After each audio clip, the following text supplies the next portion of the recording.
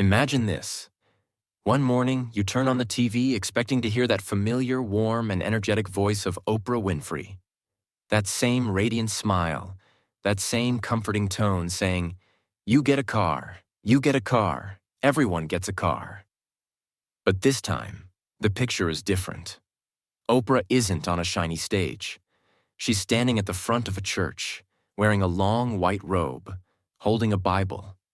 And instead of talking about celebrity guests or inspirational life stories, she's preaching, not to millions of viewers, but to 100 people sitting quietly in wooden pews. Now here's the question. If Oprah had chosen a different path in life, if she had become a minister instead of a media star, what would have happened? Would she still have been just as influential? Or maybe even more? To answer that, we've got to rewind the clock, back to Oprah's childhood. Born into poverty in rural Mississippi, in a family where each day brought a new struggle, Oprah has often said that church was one of the few places where she felt safe and truly belonged. That's where she first stood in front of a microphone, not to host a show, but to read prayers and sing hymns. Here's our first interesting point. Even as a child, Oprah had an extraordinary ability to command attention. A strong voice, unshakable confidence, and, most importantly, the gift of connecting emotionally with people. Exactly the qualities that make a great minister. Yims. Now imagine that as a teenager, instead of breaking into radio and TV, she chose to pursue religious studies. She might have gone to a seminary, learned how to craft powerful sermons, and over time become one of the most well-known spiritual leaders in America. But there's a big difference between that path and the one she actually took. Her audience would have been smaller. But does a smaller audience necessarily mean less impact? Not at all.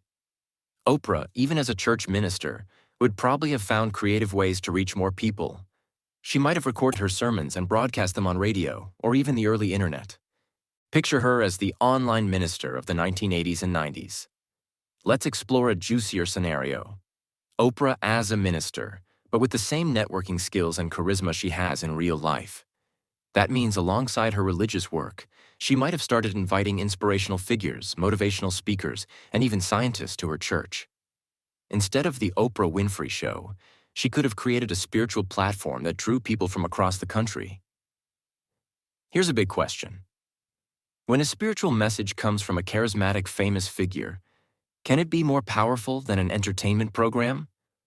I think yes, but the results would be different. In our reality, Oprah influenced social, motivational, and even economic conversations. As a minister, she might have focused more on moral and spiritual aspects of people's lives. But let me throw you a totally unexpected twist.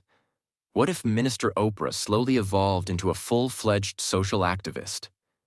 Given what we know about her, it's hard to imagine her ignoring real-world problems. She might have turned her church into a hub for charity work, free education, and support for women and children in need. Instead of the libraries and schools she's built in real life, she might have founded dozens of churches and community centers. In the end, whether Oprah became a media star or a minister, one thing wouldn't have changed: her incredible power to inspire people. The tools might have been different, but the mission would be the same: bringing hope, motivation, and faith into people's lives. And here's the final line I want to stick in your mind. Sometimes it doesn't matter where your stage is, whether it's a TV studio, a church, or even a small room. If you can touch people's hearts, you'll always be a star.